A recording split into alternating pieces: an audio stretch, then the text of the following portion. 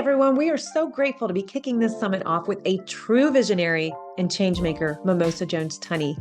Mimosa is the founder and the president of the Schoolhouse and the architect behind American Emergent Curriculum, AEC for short.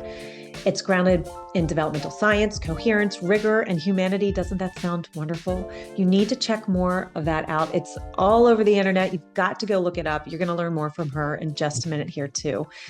Mimosa's path started on Capitol Hill, and she went through Hollywood all before she shifted her focus to education reform, which is what led her here to you. Now, a nationally recognized model where students perform at twice the national average without selective admissions, Mimosa and the Schoolhouse were named finalists for the 2025 Yass Prize, often described as the Pulitzer of Education, winning the Transformational Prize. All right, Mimosa, I am so grateful that you're here. And I appreciate that you're taking the time because I know you're really busy. You continue to shape conversations on the future of learning, and our leaders are craving change. So here's the first question. First of all, welcome. I'm glad you made it. And what should we do to have success in our education system the way you all have done it? Two things. One is we have a pedagogical crisis in this country. We educate based on tradition, not on evidence. And that is reflected both on the nightly news and in our dismal scores. And we're not really using cross methodologies. And so we have a Montessori school or a parochial school or a public school or a private school.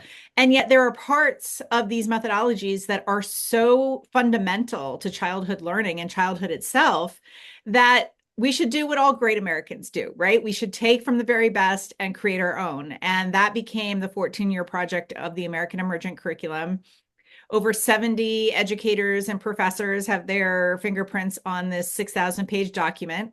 It's the only vertical and horizontal curriculum in the United States, and I can talk more about that. But the Schoolhouse itself became, 8 years ago, the practicum for it. So we knew if we just wrote a book or just published the curriculum, we wouldn't be able to show people what actually happens to children when you put them in the right environment with an exciting, up-to-date, interconnected curriculum. And when you treat educators as the high-level professionals that they are. And so as soon as we opened, we had a wait list. We've, of course, been visited. We get about 40 visitors a month, from the Secretary of Education to a congressman who's coming on Monday.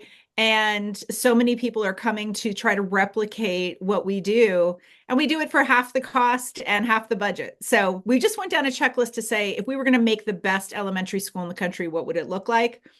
And there's no end to that story. We're always growing.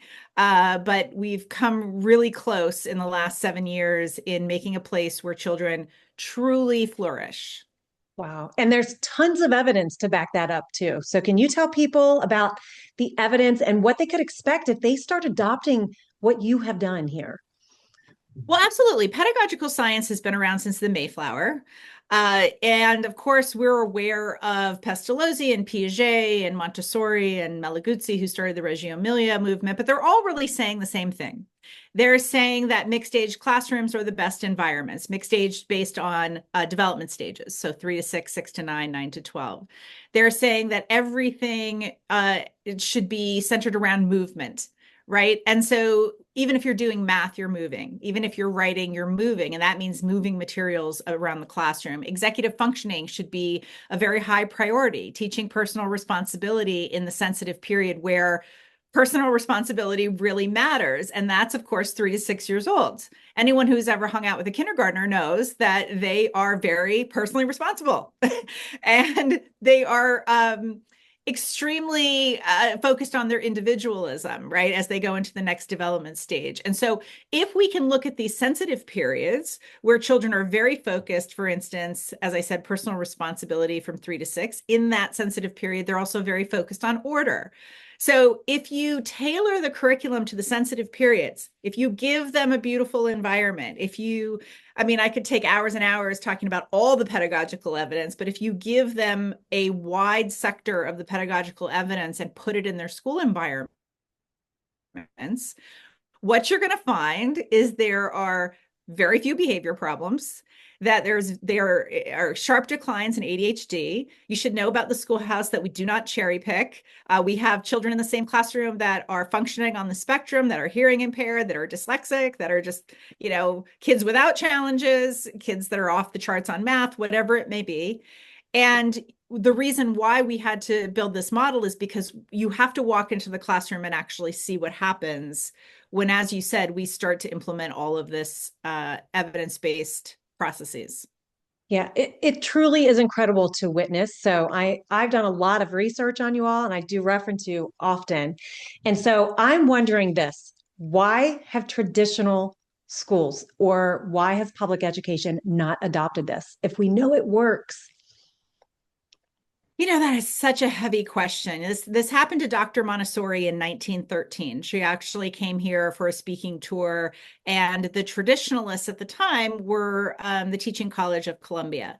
And they went after her very significantly. It's very well documented. She was, very close to building a school in the basement of the White House. She was very close to having the California Teachers Association adopt her methodology. And they didn't want a person from outside of America with all of these new ideas infiltrating the traditional system. That's one reason. A professor once told me years ago, over a decade ago, she said, we tend to become very creative when we're at times of peace. And then we tend to hold on to rigid systems when we're at times of war. So if you look back in time, you can kind of see where we've gotten so close to adopting these new but old ideas, right? It's back to the future. And where circumstances have brought us back to traditions. The third thing that I'd say is we were all brought up in a traditional environment. And so we have a habit as a society of saying, well, we turned out okay. Except we didn't turn out okay. Our mental health lack of mental health is off the charts. Our addiction to screens, our inability to be a thoughtful electorate or thoughtful communicators. I mean, we're nowhere where we need to be to protect this constitutional republic, which was the reason for public school to begin with in the 19th century. Right. Okay. So I know that there are so many areas we can go here, but I really want to pull this back to the behavior issues that our traditional schools are dealing with. Our public education, they're showing up here a lot and they're looking for answers. So based on what you do and what you all have learned, what actually does influence a student's behavior? Okay, well, let's take environment, for instance, because there are so many things, but I'm a big fan of what we've created is called the educational architecture.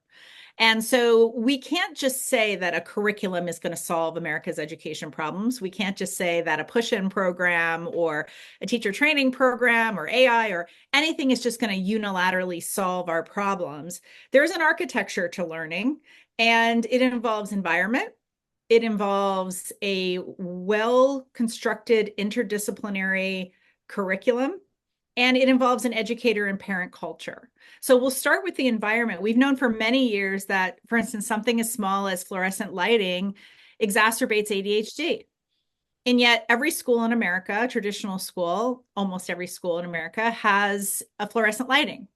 So when you take a look at what a 6 or 7-year-old child is experiencing when they walk in the door of the average traditional school, they see a security guard, they see a metal detector, they see an environment that is not made for them. So right away, there's a rub in terms of dignity and respect. The toilets are too high. The doors are too difficult to open. The furniture is made of metal and it's uncomfortable. One of my huge bugaboos when I tour schools across the country is I will walk into elementary classrooms and everything that they need to pay attention to is at 8 feet. It's on the top of the ceilings.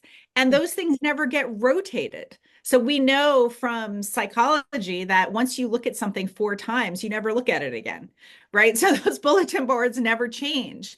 The work at the schoolhouse, for instance, everything on the walls is student created and it's all at their eye level. So far, just in 3 minutes or 2 minutes, we've talked about lighting. We've talked about approach and welcome. We've talked about the inside of the classroom. Those are all exacerbators, right? I like to call them barriers to learning. We've already, by the time the child has entered the classroom, put all of these things out for them that are uninteresting. There's also a lot of waiting in environments. So we're waiting for the teacher to give a presentation. We're waiting and sitting and not really getting to move and do, which we have 400 years of proof that show that that's how humans, not just children, learn. And so in an alternative environment like the schoolhouse or using the American Emergent Curriculum, children are greeted by the staff every morning. Hello, how are you? We have one of the safest schools in America because of the way we structure the school, but there's no security guard, there's no metal detector. They walk in, they put their own things away downstairs, they come up to their classroom, they're greeted by fresh flowers on every table, natural light. They have work plans as young as 5 years old. So they're getting to work as soon as they get in that classroom. There's classical music playing. They have directives that they've worked on for the previous week. And then after they've worked for about 45 minutes is when we have our first circle. So another one of our, and I'm talking about children 3 to 5 years old in our primary mixed age classroom. So what's interesting is they haven't sat around waiting. They're greeting their friends. They're already working. And then, oh, we're going to get together in circle for a lesson for 10 minutes. Okay, good. And then I'll move on. The entire process of that environment is pro-child. And they feel comfortable and happy and productive because of that part of our architecture. Wow. Okay. So, and I understand that because it what's interesting is you do have a lot of structure. Yes. There's a ton of structure. So you need a team. You need a team to work well around the kids, correct? I mean, that sounds like what we Yes. need. So how do you keep a team productive though? A team meaning our educator team. Yeah, well, and Oh I would say boy. it's not just educators; it's a whole system of like you all Oh, are very well-oiled machine here. So yeah, yeah. talk to me about that because it really is a team approach. Well, we are a very productive team. I mean, I bet. there's a couple things that go into our team is very well educated. So the majority of our educators hold master's degrees. 3 of them hold PhDs. This is in an elementary environment. And they're very well educated in the pedagogies the methodologies that we incorporate. So AMI trained, Socratic trained, Reggio trained, project-based learning trained. We're about to launch a platform in June, an AI-based screened teacher platform that will allow any educator in the world to become simultaneously trained in these methodologies through the AEC. So what's interesting about our team is, let's just go to the bare bones. We only have 2 rules for working in the schoolhouse and in our expansion schools and with the curriculum, and that is no gossip, no politics. It's very simple. Politics kills the modern American school. And so what you see is us spending a lot of time on things that don't matter to the child. So we don't care who you voted for or what your policy is on this or the other thing. When you close the door to your car in the morning, that's left there. And gossip is one of those things that makes team members feel uncomfortable. And so we very early on parted ways with people who were gossipers. And that really set the stage for 8 years of this beautiful team that we created. So let's just start with the team members that come. They know that those are our rules. They know that those are our values. We practice what we preach. And so, of course, we're a phone-free school. We're single screen use for children. So they're not issued Chromebooks or laptops or anything, single screen for 4th and up. But for instance, educators are not using their phones throughout the school day. So from 8 to 3:30, there's no use of phones by educators. We have a 4.5-day work week. And so on the second half of Fridays, we provide an option for parents, but our entire team meets for professional development. And the great thing about this professional development is we're reading Make Your Bed. We're reading The Power of Moments. We're reading The Power of Now. We aren't reading education books. That's a different kind of PD that we do twice a year. In our weekly professional development, we're concerned about them. how are they showing up? Because educators are part of that environment, that first piece to the architecture. And so how are they centered? How are they running their lives? How are they seeing themselves in their world? And I would say that the last part is that we practice what we preach in terms of kindness. So when you come to the schoolhouse or any of our expansion schools, what you'll see is children will look you in the eye and shake your hand, not because we've taught them to do that, but because this is how we operate as a team culture. And that also expands to the parent culture as well. It's something that we've spent a lot of time on, and we've really focused on its development, and it makes all the difference in the world in a community.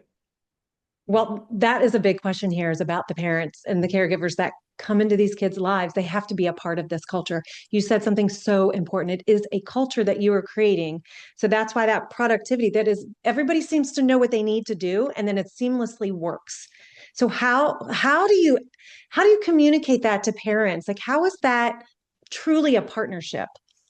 Well, a few things. So when we first started the school 8 years ago and started the American Emergent Curriculum, we noticed, I thought this was going to be a little bit easier than it was. I was like, okay, we're going to combine methodologies and we are going to bring pedagogical science to the forefront of the American education system. And then I all of a sudden realized, well, there's no educator culture, there's no streamlining environment, and there's no parent culture. So I really learned this from Loris Malaguzzi and the Reggio Emilia, which most people associate with art. And of course, their art program is fantastic. But what they do well there is their parent-teacher connection. And so what happens is in the United States over the last 40 years, because we've lied to parents for so long, they no longer trust schools. They no longer trust educators. And we saw that when we opened our doors. So it was a process of a few years of saying to them that we are 100% transparent. At any given moment, in any given day, you can read the curriculum. Each day you get an update on your child through photographs. Each week you get a full update on what the class has accomplished.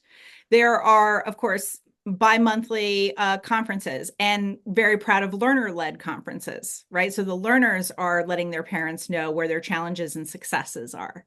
So these things are communicated weekly because we have this opportunity to sit as a team for 2 to 3 hours every Friday. They're also communicated in a way with parents that engages them in productive activities for the school, not things that are just passive. So for instance, we have a farm stand that is run by our students every Thursday. They raise $1,200 in 2 hours. I mean, they're remarkable, and the whole community comes. But all of the parents come. It's PTA Bake Sale 2.0, right? And it becomes this, hundreds of people are showing up and connecting with each other. We have something called school care. Every day, 5 learners are taken from their classroom and they participate in school care. So they raise a flag with a veteran, they do paint touch-ups, they repair things, they clean the chicken coop, and parents are invited to that. So they're always actively involved. It's almost like it is the glass schoolhouse of 1915, where you can see everything that's going on. And that has truly created an environment of trust from the educator perspective and from the parent perspective. Oh my goodness. It's so that it truly is a culture, but you're right. It has to be built on trust. And that takes time, it sounds like, but that consistency over time is incredible. And I think we're just doing so many things in piecemeal, thinking those are solutions that they're just not going to work if it's not working together. Wow. Okay. So what is your vision then for the future of education? This is a really big question. You can handle Oh, it. yes, I can. I mean, this is all I think about. This is what keeps me up at night. The future of education has to become cohesive. So over the last 150 years, we have created, for better or for worse, there's no one to blame. We've just become fragmented. We've become a fragmented system. Our children leave our home and they're fragmented in a busing system that takes them to a fragmented school system with fragmented classrooms. One of the things that really surprised me early on in this journey was that if you go to classroom A in any given school, what is happening in that classroom is very different than what's happening in classroom C. So there's no quality control. There's no, the American Emergent Curriculum is delivered at the same time throughout the school.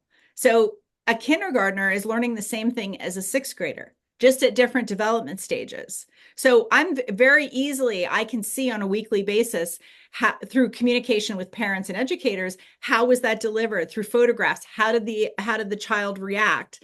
It is cohesive in the sense that the entire community is participating in that particular lesson or that particular session. So cohesion is important in addition to curriculum because we also have push-in programs, right? So let's be kind this week, or let's learn executive functioning, or let's learn about Earth Day. You know, we are obsessed with teaching to the holiday in the United States of America. And I think it's because there really is an absence of a true formative and intricate American Emergent Curriculum. And with the absence of that, what you have is an educator pulling from this reading program, this math program, this science program, and then, oh, by the way, when it doesn't work, we're going to do something different the next August. And we want our kids, again, as I said, to be kind. So we're going to pull this program in. And executive functioning is a thing now. We're going to pull this program in. None of that connects. It drives educators crazy. It drives people at the top crazy because they're not getting results, and they're probably the ones that care are frustrated by it. And most of all, it drives the customer crazy, who is the child. The child doesn't understand the cohesion of anything. Why am I learning botany over here? Why do I only get one day to celebrate Earth? Why am I reading this book that was written 60 years ago? Well, you should, but you got to tell them why, right? Kindness should be something that is daily, that is embedded in the school daily. Executive functioning, their ability to, as I said before, keep work plans and be responsible, is a daily practice. And so cohesion is the vision for the future of education. It's understanding that to change things, we need independent schools, charter schools, public schools, parochial schools to start investing not in individual curriculum programs, but in architectures, in programs that are helping them develop the parent and educator culture, helping them develop the environment, which we started talking about at the beginning of this, which is so important, and helping them develop and adopt curricula like the American Emergent Curriculum that is interconnected vertically and horizontally, is updated every 6 months. You still have textbooks that are 15 years old in this country. And that is moving forward into the mid-21st century by teaching in the zone of proximal development, that we are giving harder things for our children to learn, not dumbing them down.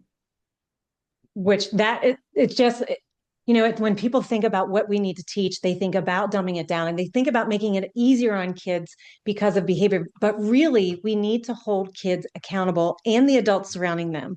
So this has been incredible. I'm going to hand this over to Josh because he's going to wrap this up. There's just so much more we can learn from you. So, I know. Josh, can you just wrap it up? I looked at the Thank time. you. I can't believe, Mimosa, that we're almost up with our 30 minutes, but I wanted to have an actual item for folks because you've talked about some like pretty heavy topics today. We haven't held our punches as far as throwing questions at you. You've done a beautiful job, but for those who are looking to maybe initiate some change tomorrow or the next day, what is one actual item that you would recommend for them to do?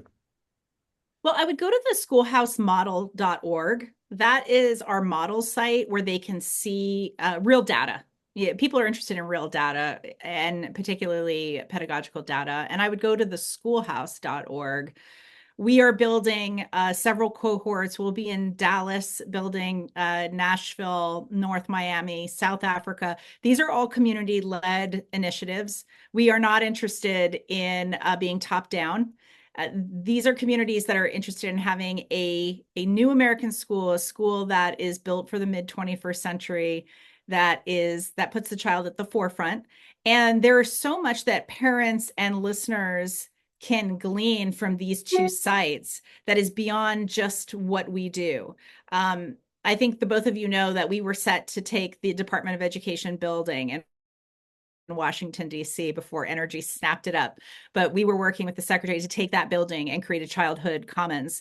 And so part of the work that we're doing there that will continue at a different site in Washington and hopefully be very bipartisan is showing people what pedagogical evidence can do for your child, whether you are a parent of a newborn, an educator, an administrator, or even policymakers like those in Congress, that we can all start getting smarter about what children need. And it's not trends. It's been around for a very long time. For sure. And so with your work, as far as transforming the educational experience for so many people, I would love for our viewers, both on YouTube, but then also our live viewers, to be able to connect with you. So where would you direct them, either to a website or social media?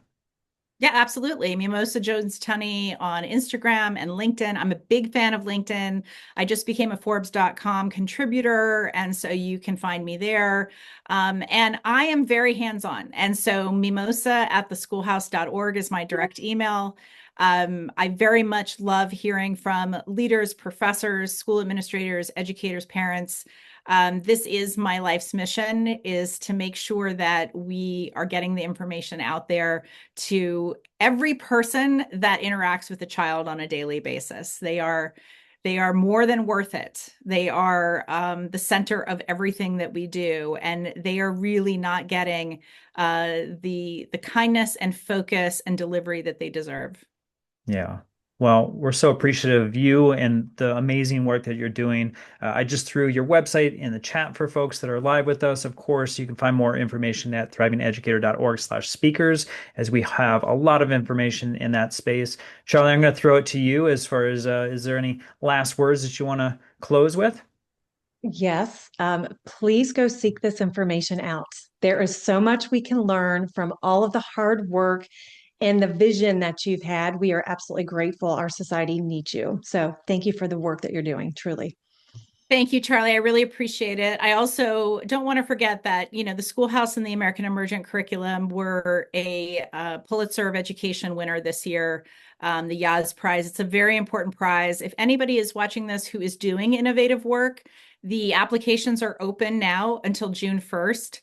It really puts you at the forefront of people making a difference. And being a Yass Prize winner has made a big difference in the work that we're doing. So I encourage everyone in education to take a look at that prize. Yes, and it really is remarkable. It's a transformational prize. It really is a big deal. You all need to look at it. It's all over the place. So check it out. Featured across major national media. There's just this future of education. There is hope and there is an answer. So go check it out, everybody, please. Thank you again, Mimosa. We are grateful to have you. Thank you, Charlie. I hope to see you soon. Take care. Yes. Take care. Bye-bye.